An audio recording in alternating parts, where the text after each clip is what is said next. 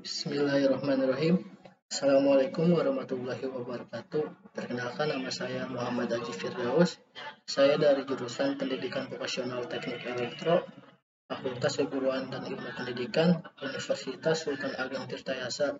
Baiklah, untuk video pertama ini saya akan membuat tentang model-model pendidikan kejuruan dalam mata kuliah Pendidikan Teknologi dan Kejuruan. Baik, langsung aja. Vocational Education. Pendidikan umum atau kejuruan itu apa sih? Oke, di sini saya akan menjelaskan tentang pendidikan umum atau kejuruan. Jadi, pendidikan umum atau kejuruan adalah merupakan pilihan di banyak negara-negara berkembang. Dalam kehidupan umum, pendidikan ini menciptakan manusia umum kalau misalnya pendidikan umum, dan kalau misalnya pendidikan kejuruan atau vokasional menciptakan manusia khusus. Nah, dalam ini berarti kalau misalnya pendidikan umum kita terpaku pada SMA, terus kalau misalnya pendidikan kejuruan kita masuknya ke SMK. Oke, lanjut. Pendidikan kejuruan mempunyai keuntungan keterampilan khusus yang sesuai dengan pekerjaan yang dapat membuat pekerjaan lebih siap terhadap pekerjaan yang diperoleh, membuat mereka lebih produktif. Nah, maksudnya ini kalau misalnya SMK kan outputnya itu langsung bekerja, jadi ke industri. Beda halnya dengan SMA. Kalau misalnya SMA bisa sih, kalau SMA juga bekerja, tapi dikhususnya kan kalau misalnya SMA, MA juga harus masuk perkuliahan. Lanjut. Nah, proses dan quality. Oke, esensi dari pendidikan kejuruan adalah mengajarkan kebiasaan berpikir dan bekerja melalui yang berulang-ulang.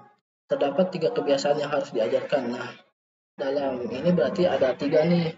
Yang pertama, kebiasaan beradaptasi dengan lingkungan kerja. Yang kedua, kebiasaan dalam proses pelaksanaan kerja. Terus yang terakhir, kebiasaan berpikir. Kebiasaan beradaptasi dalam lingkungan kerja, maksudnya ini ketika siswa tersebut, contohnya nih PKL dia kan udah masuk dalam hitungan kayak adaptasi dari lingkungan kerja tersebut. Nah, kedua yang kebiasaan dalam proses pelaksanaan kerja. Nah, di PKL tersebut udah diajarkan tentang hal-hal dari dunia pekerjaan. Terus kebiasaan berpikir. Nah, dalam berpikir ini ketika ada problem, si siswa tersebut harus melakukan apa gitu. Terus lanjut. Oke, konsep pendidikan teknik adalah menggunakan teknologi untuk menyelesaikan masalah dan memenuhi keinginan kebutuhan. Konsep pendidikan kejuruan adalah berhubungan dengan keterampilan dalam menggunakan peralatan dan mesin-mesin. Itu udah pasti. Terus sini ada perbedaan pendidikan teknik dan pendidikan kejuruan. Yang pendidikan teknik, pengetahuan umum. Kalau misalnya pendidikan kejuruan, pengetahuan khusus. Terus kalau misalnya di bawahnya lagi pengetahuan yang bersifat teori. Kalau misalnya yang kejuruan, pengetahuan yang bersifat praktis bermanfaat. Oke, lanjut lagi pemahaman konsep. Itu yang teknik, yang kejuruan pendidikan keterampilan, itu yang diajarkan di sekolah-sekolah. Terus kemampuan kreatif dalam teknik ini udah diajarkan tentang ya beride sesuai keinginan masing-masing. Terus kalau misalnya kejuruan kemampuan produktif, oke. Terus yang teknik juga ada keterampilan intelektual, yang kejuruan keterampilan fisik. Oke, dan terakhir persiapan untuk hidup. Nah, kejuruan persiapan untuk bekerja. Kalau saya simpulin ya, kalau misalnya untuk pendidikan teknik ini persiapan untuk hidup, maksudnya dia kayaknya langsung buka kayak usaha sendiri. Terus kalau misalnya yang kejuruan dia untuk bekerja ke pihak industri. Lanjut. Tujuan pendidikan menengah kejuruan. Menurut Undang-Undang Nomor 20 Tahun 2003 yang dijabarkan dalam PP Nomor 19 Tahun 2005 tentang SNP. Lanjut. meningkatkan kecerdasan, pengetahuan, kepribadian, akhlak mulia, serta keterampilan untuk hidup mandiri dan mengikuti pendidikan lebih lanjut sesuai dengan kejuruannya. Nah, jadi untuk pendidikan kejuruan ini, ketika keterampilan dia lebih mahir, maka di pihak industri juga bakalan mencarinya gitu dari pendidikan kejuruan. Oke, lanjut. Prinsip-prinsip pendidikan kejuruan dari Dr. Charles Rosser. Oke. Prinsip-prinsipnya itu ada 8. Yang pertama, lingkungan belajar yang sama. Oke, terus yang kedua, latihan dilaksanakan dengan cara yang sama, operasi sama, peralatan yang sama. Ketika di dunia kerja membutuhkan peralatan yang misalnya nih kayak TKJ, kalau di TKJ kan kayak harus ada laptop, harus ada tentang jaringan. Nah, jadi dari pihak sekolah juga harus menyiapkan tentang peralatan-peralatan itu sesuai dengan dari pihak industri. Terus yang ketiga, membiasakan cara bekerja dan berpikir secara teratur. Oke, itu udah pasti. Yang keempat, membantu individu untuk mencapai cita-cita, kemampuan, dan keinginan yang lebih tinggi. Terus yang kelima, menginginkan dan mendapatkan keuntungan daripadanya. Ya, yang kelima ini maksudnya ketika si siswa ini ingin mencapai tujuannya, pasti dari pihak sekolah itu sendiri bakal membantu. Terus yang keenam, merupakan sarana yang betul-betul diperlukan untuk meningkatkan prestasi bekerja.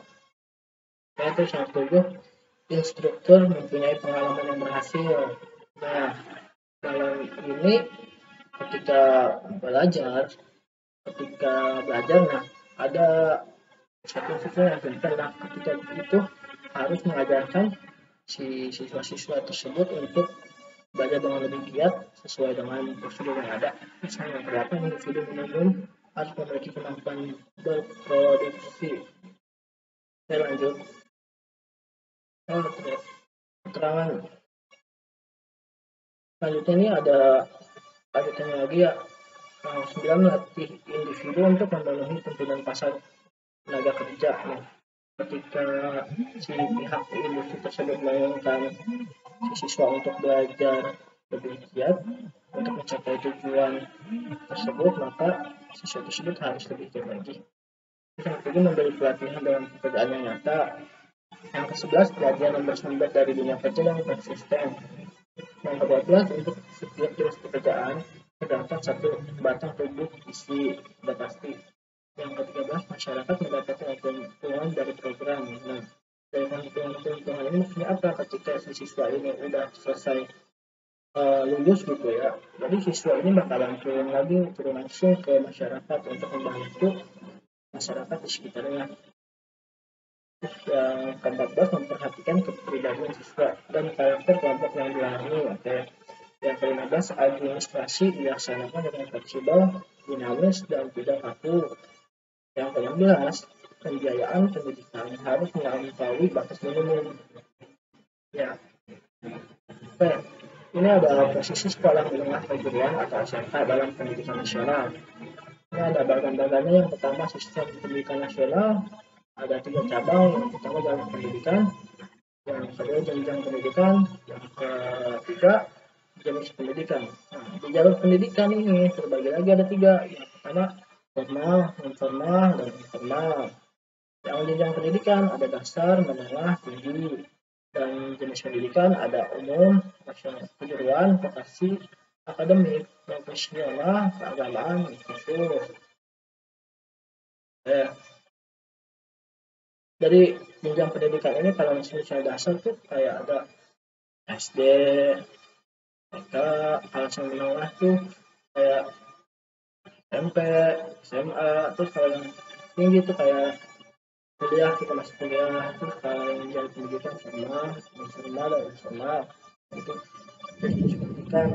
Ada umum itu bisa ke semisalnya ke bahasa Indonesia gitu ya. Terus yang kedua, kejuruan kayak teknik mesin. Ketiga, vokasional vokasional kayak di Untirta nih, kayak ada jurusan baru, pendidikan vokasional teknik elektro. Oke, lanjut.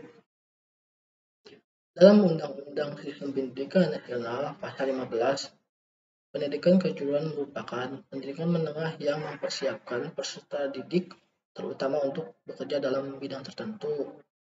Oke, udah pasti output dari pendidikan kejuruan yaitu untuk melatih siswanya untuk lebih bersaing di dunia industri. Terus pendidikan vokasi merupakan pendidikan tinggi yang mempersiapkan peserta didik untuk memiliki pekerjaan dengan keahlian terapan tertentu maksimal setara dengan program sarjana. Terus pendidikan profesi merupakan pendidikan tinggi yang dilaksanakan setelah program sarjana yang mempersiapkan peserta didik untuk memiliki pekerjaan dan persyaratan keahlian khusus. Itu menurut Undang-Undang Sistem Pendidikan Nasional Pasal 15 ya. Oke, langsung ke spektrum keahlian pendidikan menengah kejuruan. Jumlah keahlian bidang keahlian ada 9, jumlah program keahlian 43, paket keahlian ada 128. Dari sumbernya itu ada keputusan Direktur Jenderal Manajemen Pendidikan Dasar dan Menengah nomor 7013 strip KP strip 2013 tanggal 4 Desember 2013. Ini ada hubungan struktur pendidikan dan tenaga kerja. Ini ada strukturnya, bisa kita lihat dari sebelah kiri SD menuju ke atas SLTP, terus menuju ke atas lagi nih ada SMA terus langsung ke sarjana S1 S2. Dari sarjana itu tenaga akademik jadi teknik itu outputnya udah selesai. Terus guru teknik pembantu tenaga kasar. Itu dari sebelah kanan ada SD dari pendidikan kejuruan vokasi dan profesional, ada SD, terus langsung ke atas setelah SD ada SMPT, SMK. Setelah SMK ada dibagi lagi, ada dua nih, ada diploma sama spesialis. Oke, lanjut. Di sini saya akan menunjukkan kesimpulan dari materi yang saya sampaikan. Ini adalah pendidikan kejuruan merupakan pendidikan yang bertujuan untuk mempersiapkan sumber daya manusia yang terampil, bekerja dan produktif pada bidang tertentu. Pendidikan kejuruan yang diselenggarakan dengan membawa suasana kerja ke bangku sekolah, sehingga di dalam prosesnya peserta didik akan belajar bagaimana saya bekerja.